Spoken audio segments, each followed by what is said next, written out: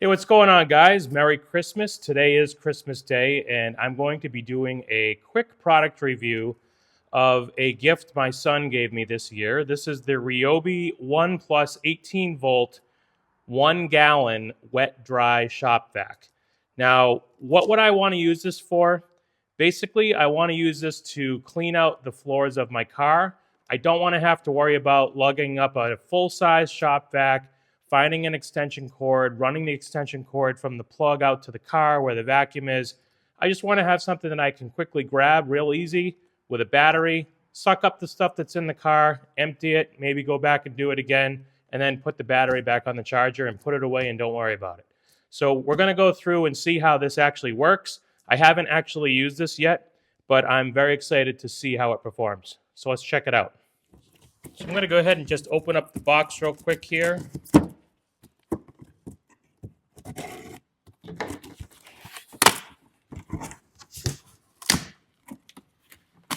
So right inside the box, I have the Ryobi operator's manual, along with some miscellaneous paperwork for writing a review for a chance to win a $1,000 gift card for Home Depot. So I'll put that over here. And then looking inside the box, all it seems to be is the vacuum itself. So not a bunch of little boxes with accessories and whatnot.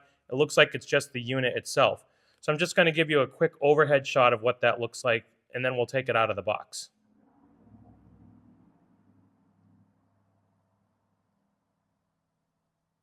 Okay, so I'm just going to go ahead and pull up on the green handle here. And the unit itself comes out very easy. It doesn't feel overly heavy. I believe in the specs I read that it's about 6 to 8 pounds when you have a 4 amp hour battery on the unit. So when we look at the unit itself, right out of the box, I noticed that the hose is kind of a compressed style hose. The part that you plug into the vacuum itself is on this side, and there's a nice little clamp right in here that provides a good way to hold the hose in place while you're carrying it around. And then on the other side, there's another clamp that the hose can clamp on as well. I noticed that there's also a hole on this side. I'm wondering if this hole provides the ability for the vacuum to be reversed so that you can blow air out instead of using the vacuum function. We'll test that in a few minutes. I also noticed that the battery compartment is located conveniently right on the top of the unit. It'll be interesting to see whether or not the battery clears the handle completely. I feel like it will because this is a pretty good height here. The other thing I'm noticing on the side here is where we're going to be plugging in the actual vacuum hose to the vacuum itself. And on the back, I'm noticing that there's some grooves here. And my guess is that this is because the vacuum is compatible with the Ryobi Link system, which, if you're not familiar with that, it's a system that you can mount to walls, and then the various tools that are Link compatible, you can slide them onto the rail itself to mount them onto your wall. And lastly, I noticed that there's a spot here for an additional attachment. I don't see any additional attachments, but I do see right behind it a crevice tool. And the slot for the crevice tool is pretty conveniently located. So you're not having to worry about using a clamp and potentially having the crevice tool fall out when you're carrying this around or it's bumping around in the back of a car.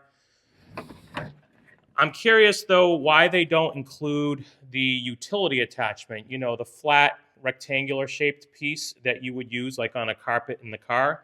All they provide is the crevice tool and then just the natural end of the vacuum hose itself.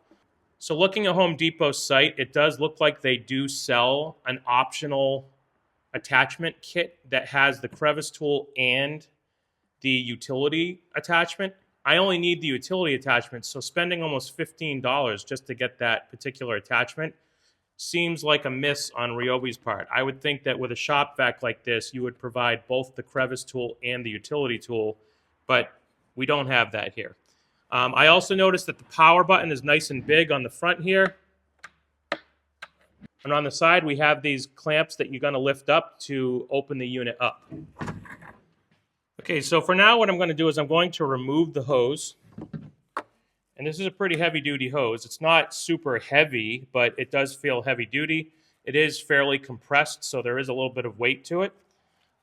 In the specs, it says that this is about 5 feet long, so that gives you a good distance, especially if you're using this in a car, to go from one side to another with no real issues. It looks like this end here is where you're going to attach your attachments if you have any, such as the crevice tool. And you're going to put the other end into the vacuum here.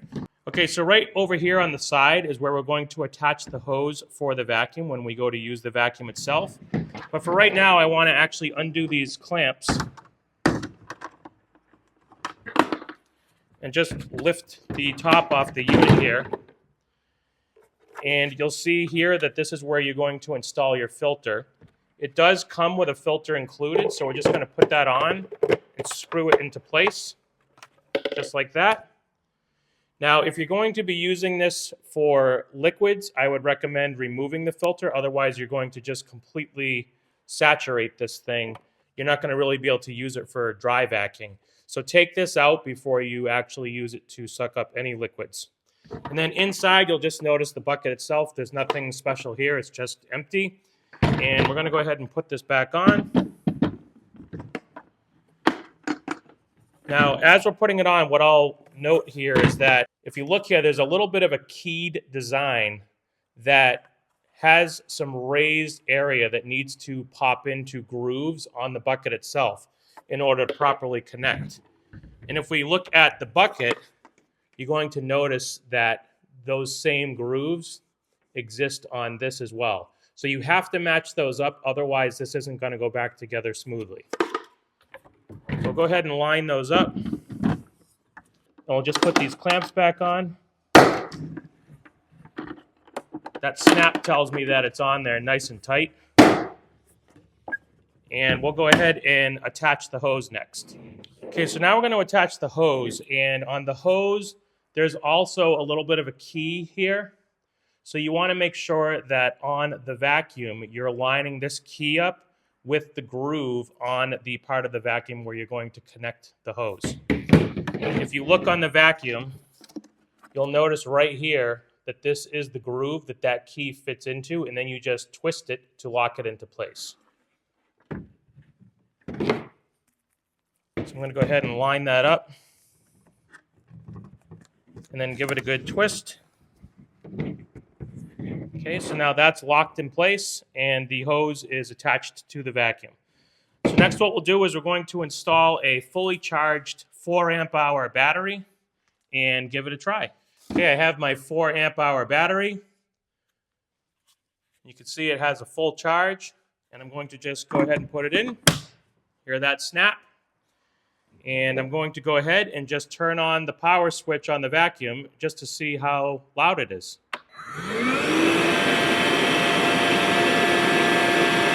Not too bad. Okay, so now I know the unit's working.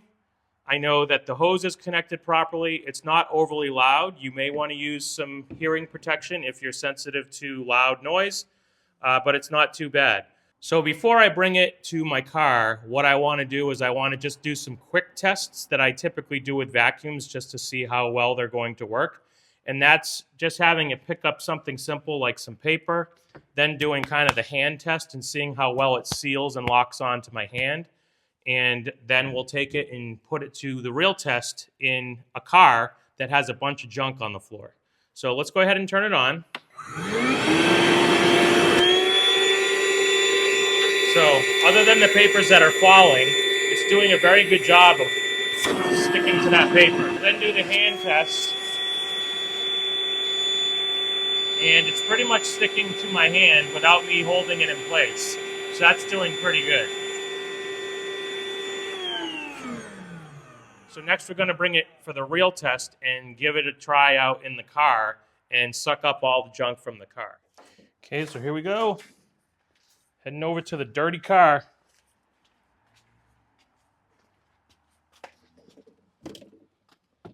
Just place it in the car.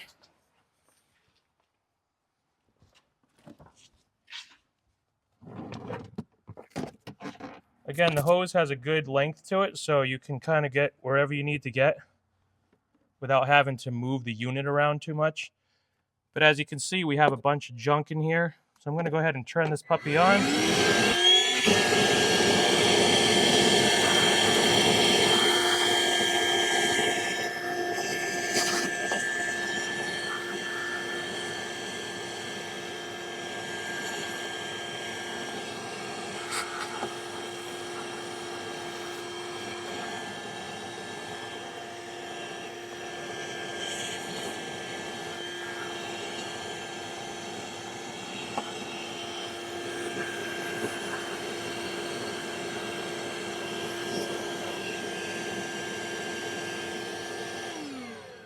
Okay, so right in here, I may benefit from the crevice tool, so I'll go ahead and attach that.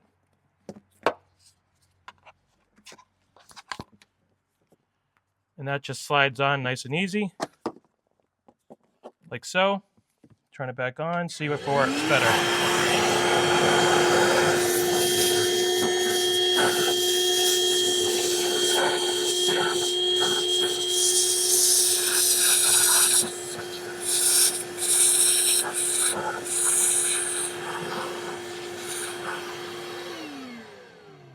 So yeah, some of that stuff down there is pretty gummed up, so it's not going to work with a vacuum alone.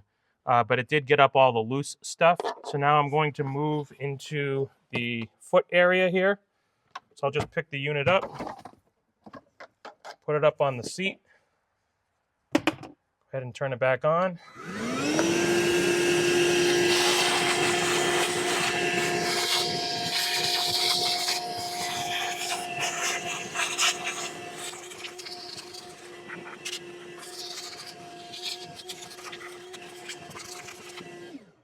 So yeah, all in all, it's pretty good, and it's lightweight. I'm able to move it around very easily. I can reach everything I need to reach with the length of the hose as it is. You might want to give the hose a little bit of a stretch out first couple times you use it so that it isn't as stiff as it is right out of the box. Okay, so here we go, giving it a test on a very large pile of sawdust, and there's a bunch of other junk in there, so let's see how this does.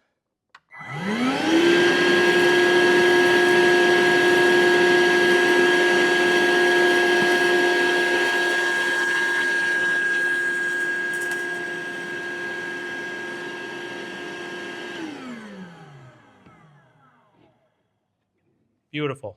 And also, just to test, I want to make sure that we can use this as a blower as well as a vacuum. So I'm going to detach the hose from the side that we connected it to for the vacuum. And I'm going to take the other end and I'm going to put that other end on the other side of the vacuum.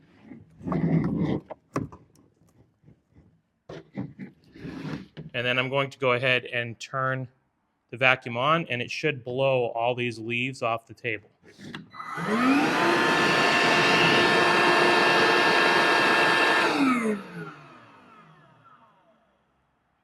So that feature works very well also. So go ahead and open the unit up just to see how much we've collected. And you'll see that the filter is kind of dirty, so we're going to go ahead and take that out. We'll just kind of bang that off into the bucket here.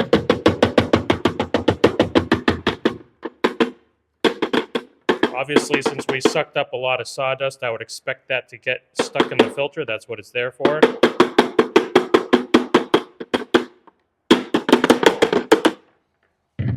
And if we look in the bucket itself, we can see that we've sucked up quite a bit of debris here from the car and the sawdust. So we're going to go ahead and clean this out, and then I'm going to do a quick test of the wet functionality of it to suck up some water. Speaking of filters, you'll notice that this is the filter that goes into this vacuum. Now, my son did purchase 2 additional filters for me. I don't know the frequency with which I will need to replace these. I'll probably be based on how dirty the filters get. But the additional filters are available, sold separately. They're very easy to install. You just take it, and you'll notice there's a little bit of a key on there. So you take that key, and you line that up with the keyed slots on the bottom of the vacuum itself, and then just give it a twist, and the filter's back on. But we're going to go ahead and remove the filter to do the water test. So for this water test, you can see we have here almost 4 cups of water.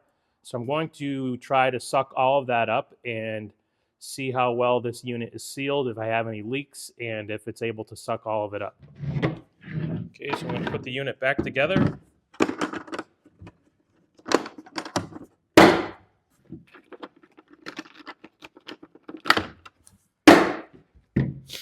I have to switch it back over to vacuum mode because the last test we did was to see how well it could blow things around.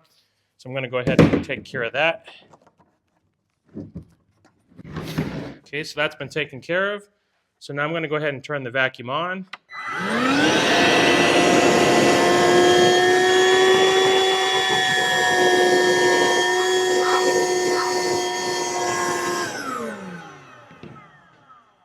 No problem. So we'll go ahead and open this up and then take a look at the inside. So as you can see, it collected all the water. There's no leaks anywhere. This seems to have a very good seal on it. Still see some residual sawdust in there, but very good seal when this is snapped together. And I am absolutely looking forward to using this more often when I need to just have a vacuum to grab and go. Another important test is to see how much runtime you're going to get off of a fully charged battery. So I have a fully charged 4 amp hour battery here. I'm going to go ahead and put that on the unit. I'm then going to start a stopwatch here once I turn the unit on.